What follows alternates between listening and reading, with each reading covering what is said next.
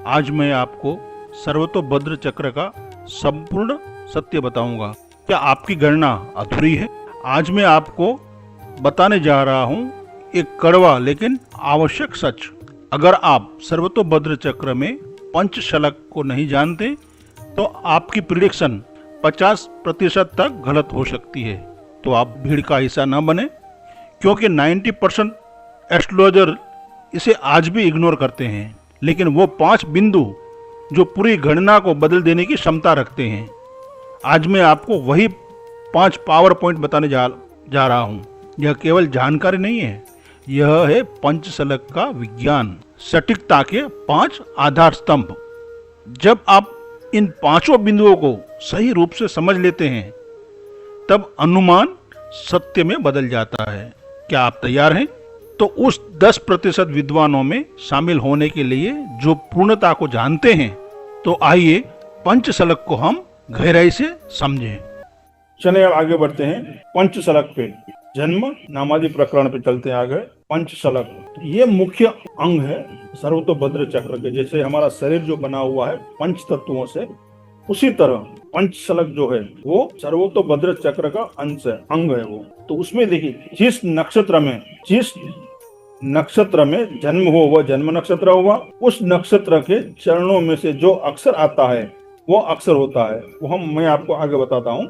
ये 4 चरण होते हैं एक नक्षत्र के। उसके नक्षत्र के चरण के अनुसार उसका जो शब्द आता है, अक्षर जो आता है, उस अक्षर को लिया जाता है। फिर उस अक्षर का एक स्वर होता है, जैसे अ आ ई। तो प्रत्येक अक्षर के अपने एक स्वर हैं, उसे हम देखेंगे, वो स्वर लिया जाता है। फिर जिस तिथि में जन्म हो वो तिथि ली जाती है। जिस दिन जन्म होगा वो भी कोई तिथि होगी ना, वो तिथि। फिर जन्म नक्षत्र के पद के अनुसार जो राशि आती है वो राशि। तो ये इस तरह से ये 5 अंश होते हैं, अंग हो जाते हैं। इसे पंचशलक कहा गया है। तो इसे हमें जन्मकालीन जो नक्षत्र कुंडली बनती है ना, उसमें से हमें ये इसको निकालना है, पंचशलक को। इसे पंचशलक कहा गया है। इन 5 चीजों को जातक की जन्म कुंडली के ऊपर से हमें इसको निकाल के नोट करना है। हाँ, ये बात हमेशा आप ध्यान रखें। पहले जातक की कुंडली आपके पास आएगी, पहले आपको पंचशलक निकाल लेना है। ठीक है, अभी ये देखिए, मैं आपको शेयर करता हूँ पंचशलक में आपको किस तरह से लेना है। अब देखिए, एक तो जातक की आपने कुंडली बनाई तो उसमें नक्षत्र तो कोई होगा। तो हमें पहले क्या करना है, ये नक्षत्र लेना है, उसका कौन सा है उसको नोट डाउन करना है। फिर उसकी राशि कौन सी है, जिस राशि में चंद्रमा बैठा है वो उसकी राशि हो जाती है। ठीक है, ये तो पता है आप सबको। और चंद्रमा जिस नक्षत्र में है वो नक्षत्र हमें लेना है। फिर उस दिन का वार लेना है, रविवार, सोमवार, मंगलवार जो भी है वो। और तिथि, उस दिन की जो तिथि है, प्रतिपदा है, द्वितीया है, जो भी है वो आपको नोट करना है।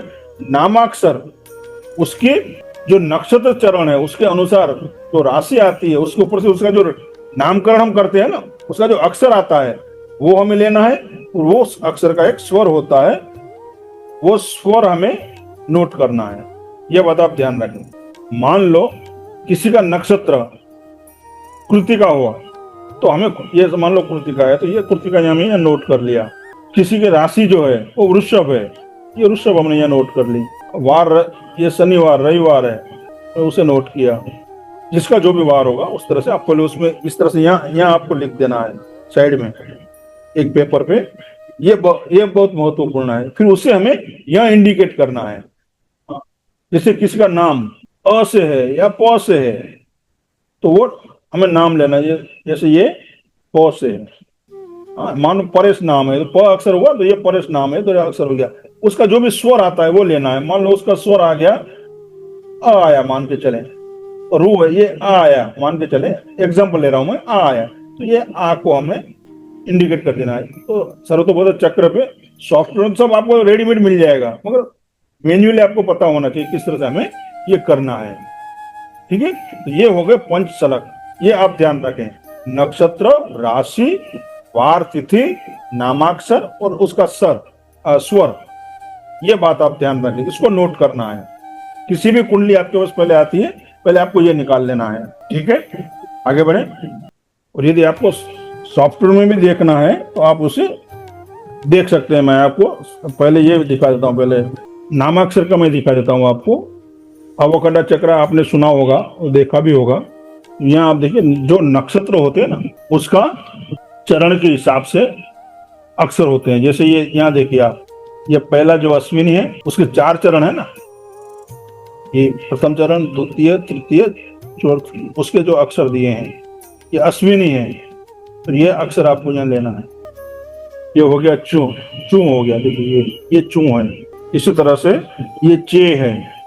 यदि दूसरे चरण में है तो चे अक्षर आएगा उसका। यानी किसी व्यक्ति का जन्म नक्षत्र मानो अश्विनी है और अश्विनी दूसरे चरण में है तो उसका अक्षर क्या आएगा? चे आएगा। तीसरे चरण में है तो चो आएगा और चौथे चरण में है तो ला आएगा, ला। जैसे लालू, हाँ नाम है लाल, तो लालू का अक्षर ला आएगा। हाँ, ये अश्विन नक्षत्र है। उसी तरह भरणी नक्षत्र है, ये दूसरा नक्षत्र भरणी है। किसी का भरणी नक्षत्र है, उसका चरण, पहला चरण है उसका तो ली आएगा, ली अक्षर, ये देखिए।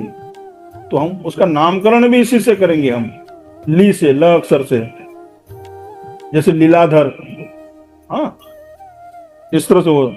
ये दूसरा चरण में यदि है, आपने देखा सॉफ्टवेयर में दिया होता रहता, पहला चरण, दूसरा चरण, तीसरा चरण।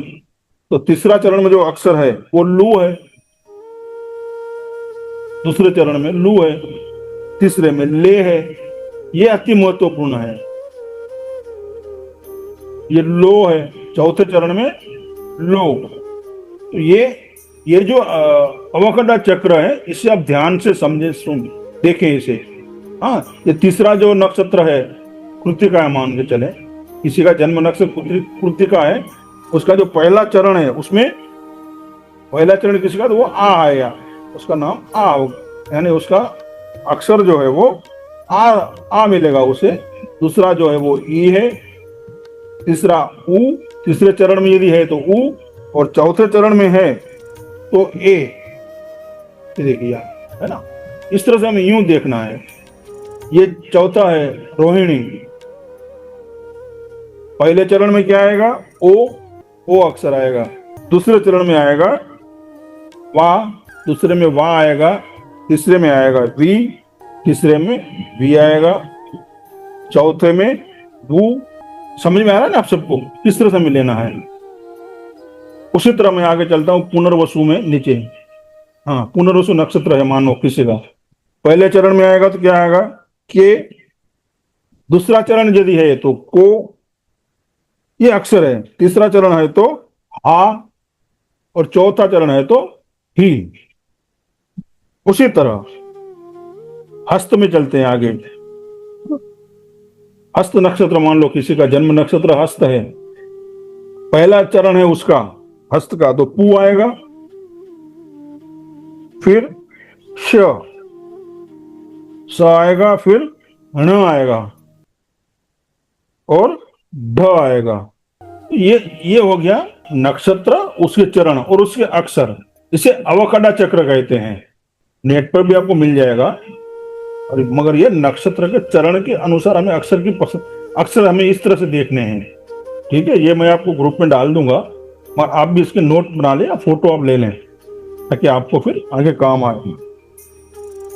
ये बात आप ध्यान रखें। तो ये हो गया अवोकड़ा चक्र, नक्षत्र और अक्षर।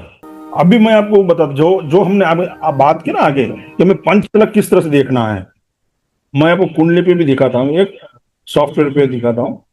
मैं आपको सॉफ्टवेयर में एक कुंडली में भी दिखाता हूँ। एग्जाम्पल कुंडली है, उसमें आप किस तरह से देखोगे, वहां डिटेल पूरा दिया होगा रहेगा। जैसे ये कुंडली है, एग्जाम्पल कुंडली ली है मैंने। अब यह देखिए, इस कुंडली में आपको पंचतलक में से सारी चीज यहाँ मिल जाएगी आपको। यहाँ देखिए, यहाँ ये जो है ये दिन दिया हुआ है फ्राइडे, वार मिल गया आपको, यहाँ तिथि भी मिल गई। ये देखिए कौन सी तिथि है ये, यहाँ पे डिटेल आपको पूरा मिल जाएगा, उसका वार, तिथि, नक्षत्र यहाँ हमें मिल जाएगा। यहाँ देखिए नक्षत्र प्रो फाल्गुनी है, यहाँ ये वार मिल गया आपको, ये नक्षत्र हो गया, और यहाँ देखिए तिथि है इसकी, ये तिथि है, यहाँ लिखा है यहाँ तिथि, यानी सारा डिटेल आपको यहीं मिल जाएगा। यहाँ आप देख लीजिए, ये वार तिथि नक्षत्र, यहाँ देखिए वार तिथि नक्षत्र यहाँ आपको मिल गया, ठीक है।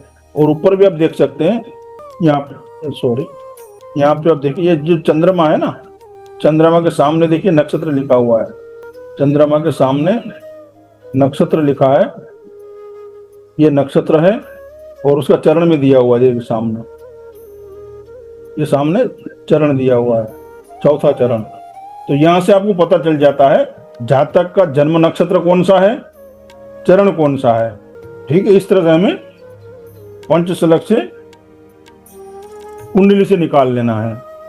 और राशि जो है वो तो आपको पता है सबको, ये चंद्रमा है, यहाँ देखिए आप, ये चंद्रमा किस राशि में है वो आप चेक कर लें। सूर्य सिंह राशि में है, तो जन्म राशि कौन सी हो गई, सिंह हो गई। तो पंचशलक में हम राशि क्या लिखेंगे, सिंह राशि। नक्षत्र क्या लिखेंगे हम, नक्षत्र भी दिया है पूर्व फाल्गुनी, चरण भी दिया है चौथा चरण, वार आया फ्राइडे शुक्रवार, ये इतना डिटेल आपको मिल गया। अभी जो अक्षर है उसका जो आपको स्वर देखना है वो हम आगे देखते हैं, वो स्वर किस तरह से निकालना है। अक्षर तो पता चल गया आपको, अभी पूर्व फाल्गुनी का चौथा चरण है। हाँ, अभी मैं आपको इसमें दिखाता हूँ अक्षर। अभी जो हमने चार्ट देखा ना, जन्म नक्षत्र कौन सा है, पूर्व फाल्गुनी, चौथा चरण। तो यहाँ देखिए आप, पूर्व फाल्गुनी में चौथा चरण, पूर्व फाल्गुनी है, उसके चौथे चरण में कौन सा अक्षर आ गया, टू आ गया, देखिए, है ना। अभी टू यानी ट का स्वर कौन सा है वो हम मैं आपको आगे अभी बताता हूं। बाकी चार चीजें आपको समझ में आ गई, नक्षत्र, राशि, वार, तिथि, ये हमें मिल गया, वहां से अक्षर भी मिल गया। हाँ, ट यहां से पूर्व फाल्गुनी चौथा चरण है, तो अक्षर कौन सा हो गया, ट। अभी ट का स्वर कौन सा होना चाहिए वो आपको मैं चार्ट बना के दिखाता हूं, ठीक है। आगे बढ़ते हैं, अभी स्वर और व्यंजन में वो आएगा, उसको हम आगे देखते हैं।